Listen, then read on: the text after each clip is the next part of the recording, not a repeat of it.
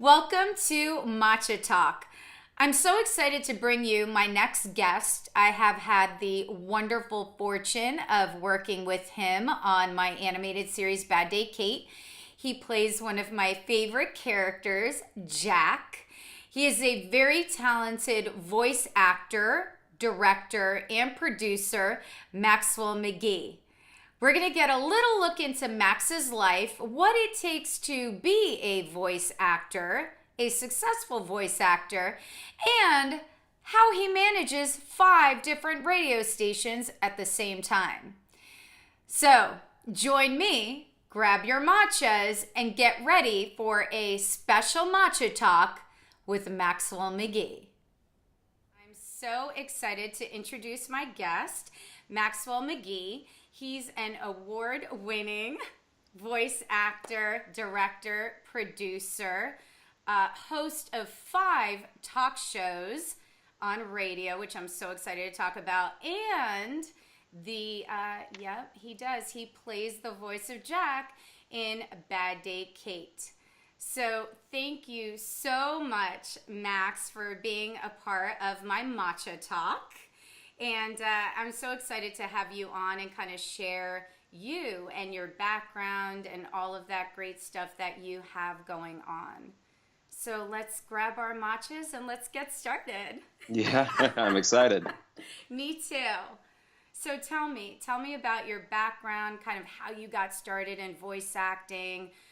You're doing radio shows now. You've got Kate. You have a lot. It's a lot of great stuff happening. So tell me about you.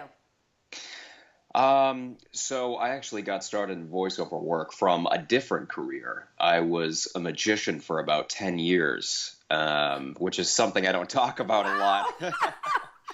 I was a magician for about 10 years and I was performing shows in Boston.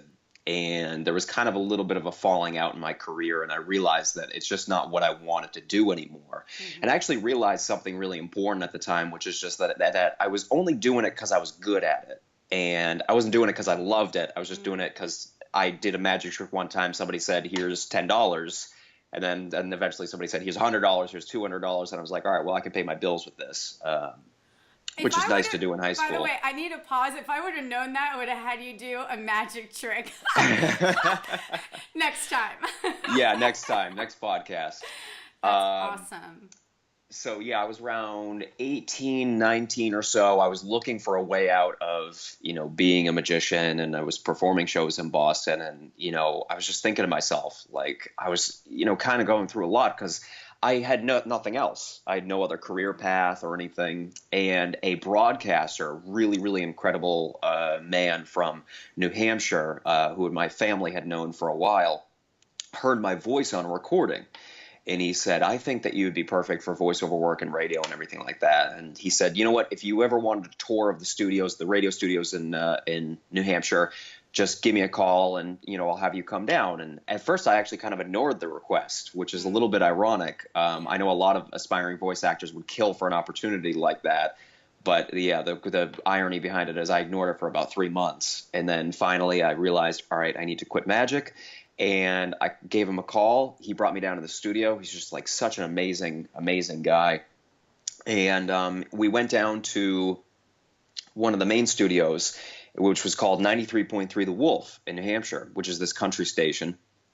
And he said all of a sudden, I'm getting a call, answers his phone, and somebody says, we need somebody to voice this spot, like right now. And he looks at me and he says, I've got somebody. And I'd never done voiceover work before in my life. I'd done little claymations and stuff when I was a kid. Mm-hmm. So basically I'd never done any good voiceover work before in my life. And he said, all right, I'm going to print out this copy. And he said, this is going to be your first experience. I'm going to teach you how intense it can be sometimes at voiceover sessions. Because things can just be so fast-paced. They're like, we want it louder, we want it softer, we want it faster, right. We want it slower. The directions, you have to be able to respond to them very fast. Absolutely. So he gave me the copy, and he said, I just want you to read this copy as you would normally if you were trying to have a conversation. I read it and he goes like, all right, do it more like this, then do it more like this. And he was giving me all these directions and I'm panicking. It's the first time I'm hearing myself in my headphones like directly, and it's just such a weird experience. And then finally it ends and he goes like, all right, I'll cut this together and I'll give you a call if anything happens. So I left the room and I couldn't stop smiling after that. I thought it's like such an adrenaline rush I had. It's what we voice actors call the high on the microphone. You should only get into voiceover work if you get a high on that microphone, not because you want money, not because you want fame, because of the feeling that you get. And he said, he emailed me later on and he said, congratulations, you are a professional voice actor now. And he said, the commercial airs tomorrow. And he sent me the commercial and I listened to it, and some of my best friends were over, and we listened to the commercial together, and I was like, so I'm going to be on the radio now. So that's how I got my start. And then, the rest is history. I just started doing more voiceovers and he sent me more commercial copies, and then people started hiring me for industrials. I was in film festivals, everything kind of just spiraled from that point on. But that's actually the original story of how I got my start. Just happened. Yeah, right it just there. happened. Right. Yeah, right place, right time. Months. Yeah, absolutely. Yeah. But you thought about it. So tell me, Max, why did you think about it? Like, what took 3 months? Like, what was your kind of thought process where you were like, I'm going to take a little bit of time and really think about this? It's funny.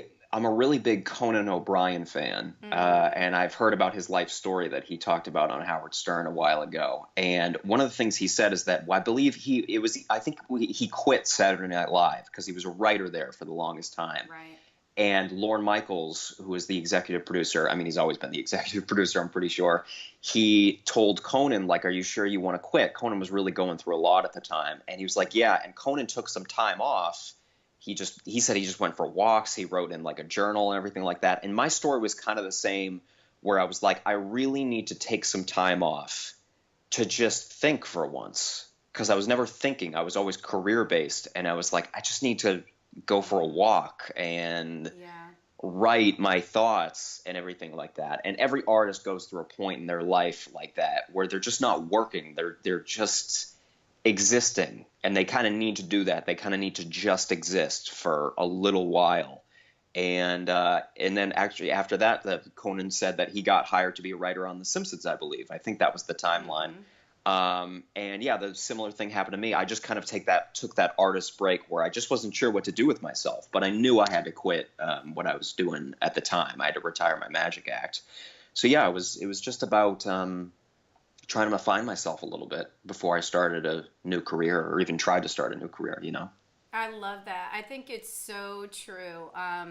You have to give to yourself as an artist, right? To kind of go inside and take a break and park, different things that you're working on, or kind of let them be there. And when they're supposed to grow and blossom and you're supposed to be a part of them, they just happen. Right, in the right way, and then the opportunities, the doors, everything. But you have to nurture that part of yourself, of who you are, the deeper part of yourself, so that you can allow that creativity to come out.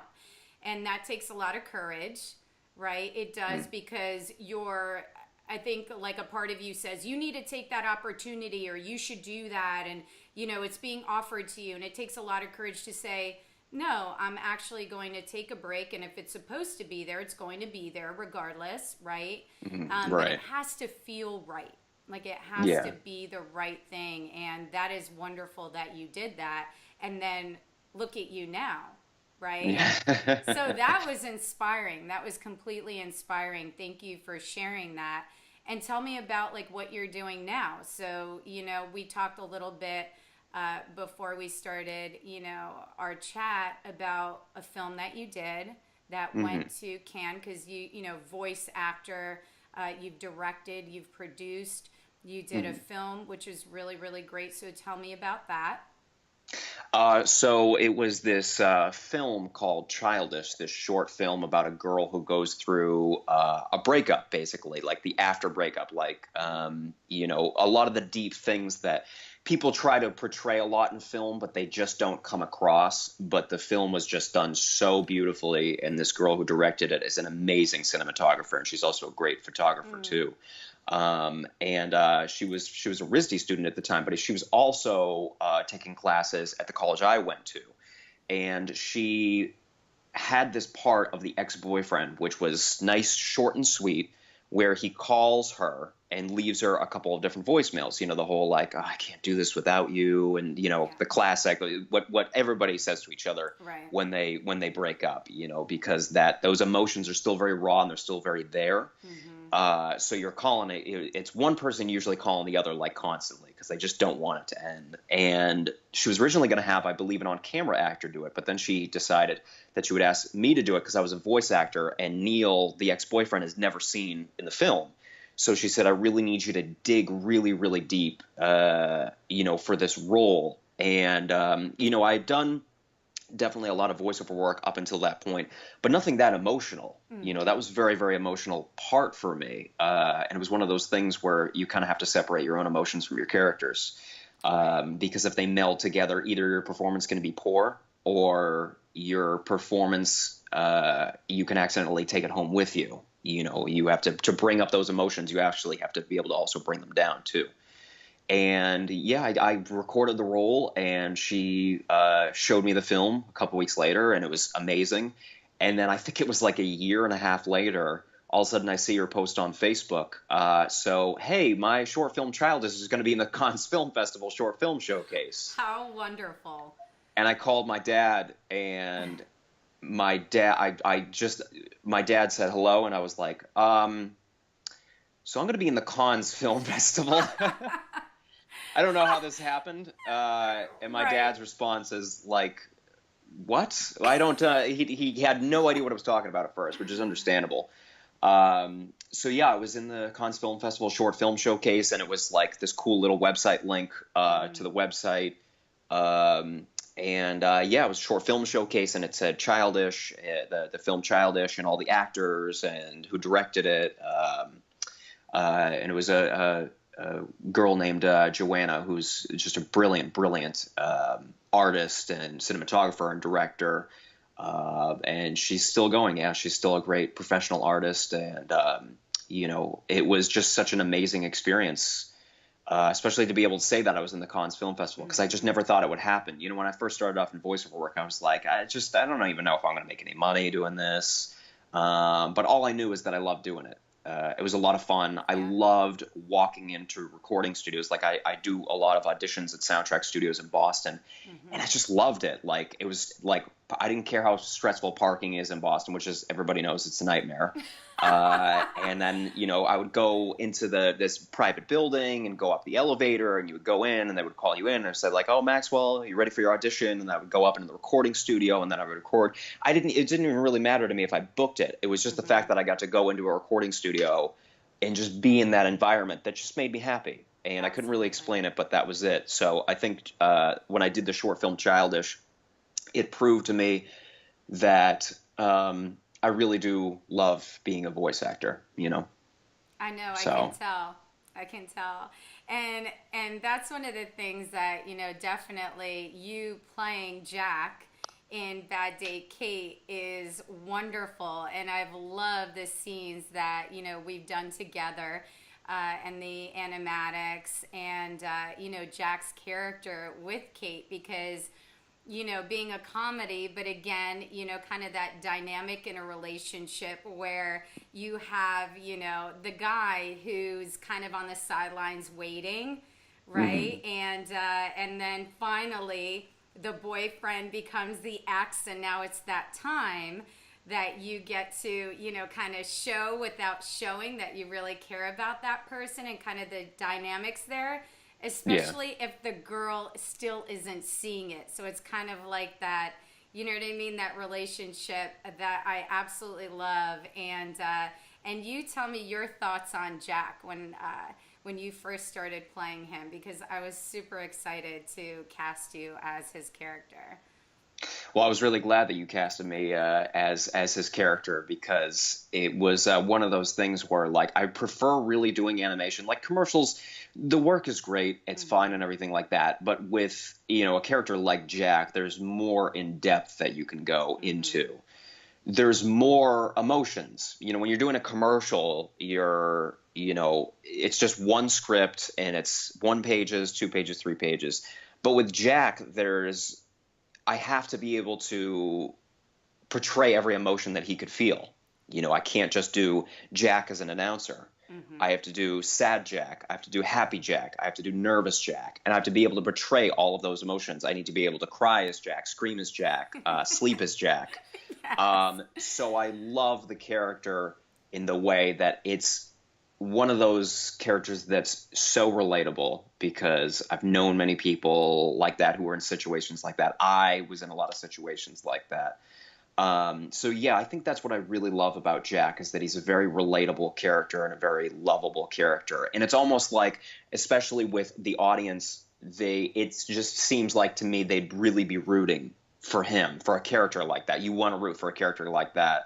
And you're like, it's like in those animated series where the boy character is in love with the girl character and they're trying to get them to notice him the whole time. And then finally, like by the end of like the last season, the two characters kiss. It's like, it's like the most exciting emotion. Like people Amazing. go crazy for something like that because it's all that build up. Right. Right. So I like that. That's the kind of arc of the story is that Jack is trying so hard to get Kate to notice him in so many different ways. So I just love how in depth you've gone with the character, and you've really done an amazing job creating like all these different characters because it's very difficult because each individual character, they have to have all the emotions of a regular person, which are very complicated. But all the characters, in Bad Day Kate are complicated. They're complicated people, but they're simple enough for people to understand what they're going through. Absolutely. Yeah, there is definitely different levels to every character, right? Because I just love developing characters, and Kate and Jax are one of my favorite relationships. Definitely. And I'm really, really excited to really get them animated and into production and really show their relationship, which is absolutely adorable. And I love that you have brought him to life in the most amazing way. So definitely very, very exciting. And I just even just like the difference from just having Jack alone and kind of seeing him just in his thoughts. And I think that's why, for me, animation is so wonderful because you really get to develop the characters and everything is there. And being a voice actor, you really bring that character to life, right? And animation takes it even 10 times further, where you can have him jumping or bumping or stars going or whatever it is. So you can really, really see those characters. And, so tell me I know that you've also done video games, right? So you've done some video games in there, which are another way of acting, voice acting, right? So tell me one of your favorite video game characters. Characters that I've done or just in general? The ones that you've done, of course. I think, that's actually a really good question. I think that actually one of the favorite video game characters I played was actually when I was in college in a student video game. It wasn't even like one of the professional ones. Fun. It was I played this really like crazy announcer. It was like a game where you had to escape a spaceship. Okay. And nice. I got to really experiment with the voice of the character. And basically it was a character that came over the loudspeakers and would continuously tell the main character who you would play to leave, basically. So it's like, in Star Wars, for example, when the alarm goes off, which everybody knows, like the famous Star Wars alarm of the Empire, and then a voice goes out and it says, emergency, emergency, something like that. So that was one of my favorite characters to play, actually, and it was one of those things. I was just doing it for my friend at the time. And you know, it's a lot of the lines were like, "Prepare to be fired upon," you know, something like that. Yeah, yeah. So That's awesome. it's just one of those funny things where it wasn't even one of my paid gigs. You know, it was just something that I did for fun. It was just I read a couple lines. So I just liked it because I got to experiment a lot. I like it when I get to experiment as you know, as a voice actor. Absolutely, because video game acting is different than your animated series or your commercial acting. I think that's what's really important to realize too, is that voice acting is such a big world, right? Hmm. So whether you are doing film or whether you're doing, you know, a TV series or you're doing video games, but Hmm. now the whole world of hosting, okay, not one, not two, but five radio stations.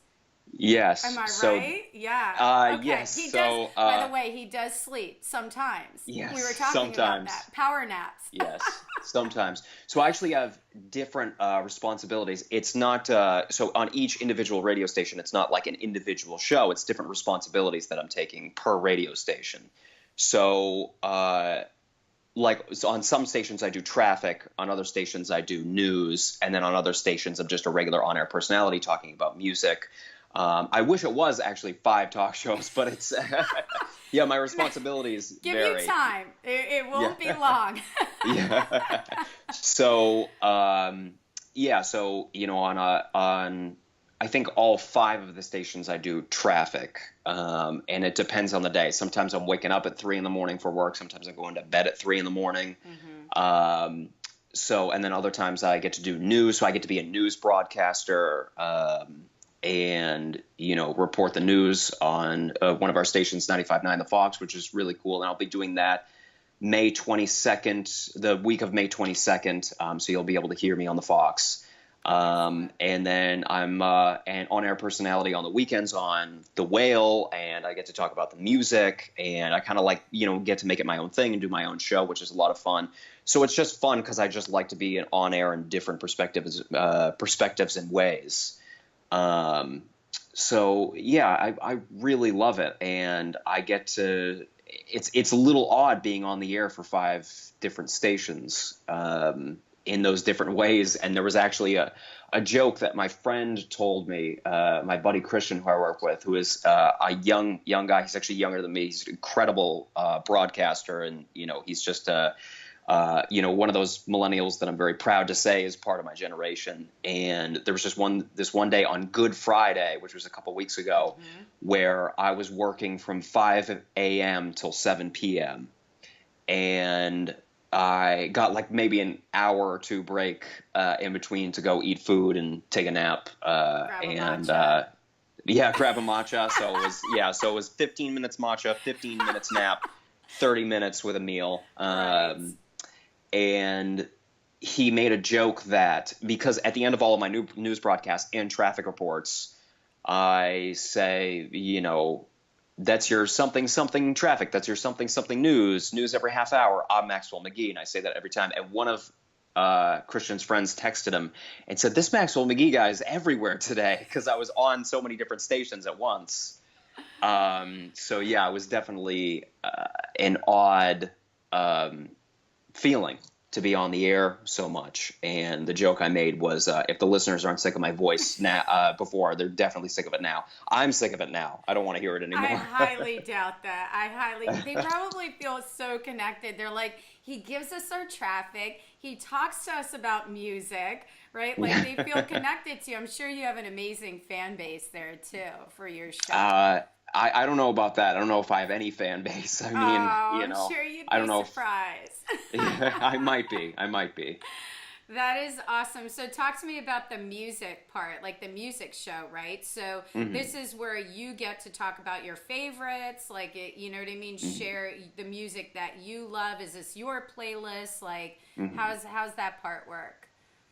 So it's on 109 The Whale, Hartford's classic rock. It's an amazing station. It's a station that's been You around had for a me at long classic time. rock, by the way, Yeah, oh because yeah, good, good. See, huge that's why it's such rocker. an amazing station. Yes, Classic rock is the best. You know, yes, Queen, Zeppelin, Jimi Hendrix, you know, all that good stuff. love it. Um, So for that show that's on the weekends, and actually it's funny because I'm going to be on the air in about like an hour and a half, I think, hour and a half, 2 hours.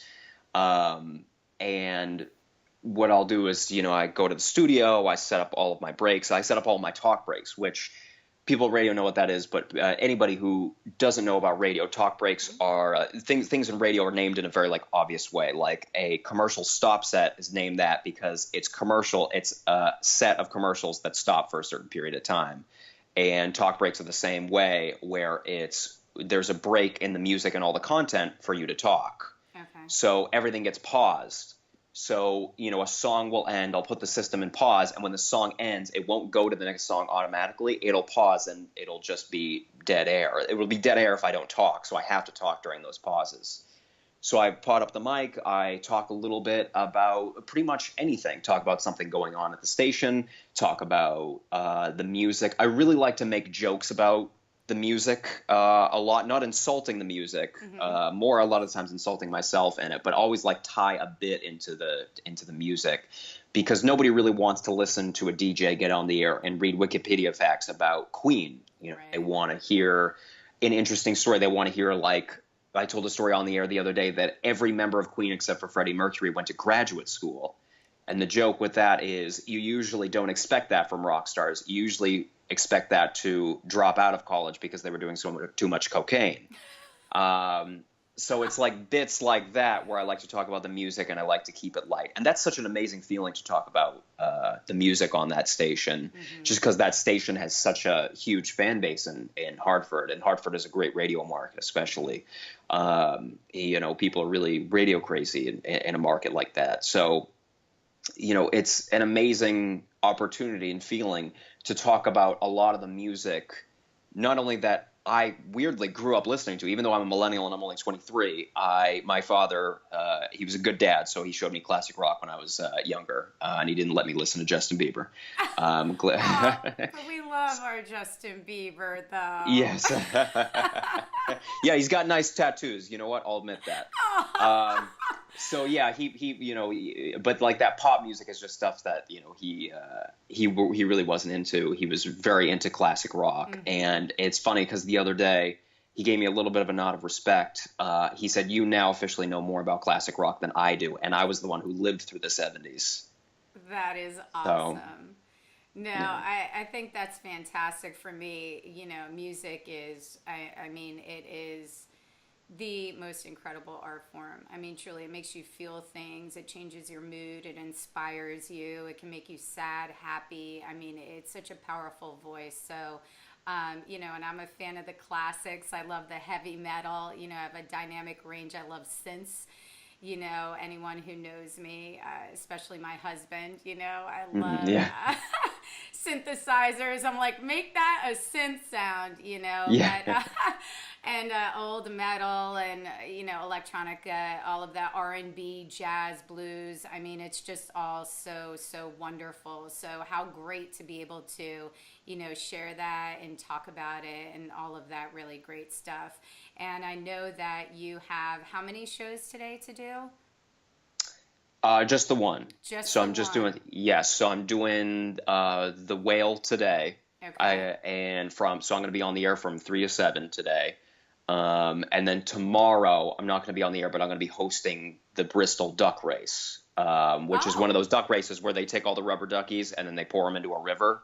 And they say, they have numbers on them and you pay for those specific numbers. And basically whoever wins the race, like whatever your specific number is, you win a bunch of prizes and money and everything like that. So I'll be hosting that event tomorrow. So it's a new thing every day.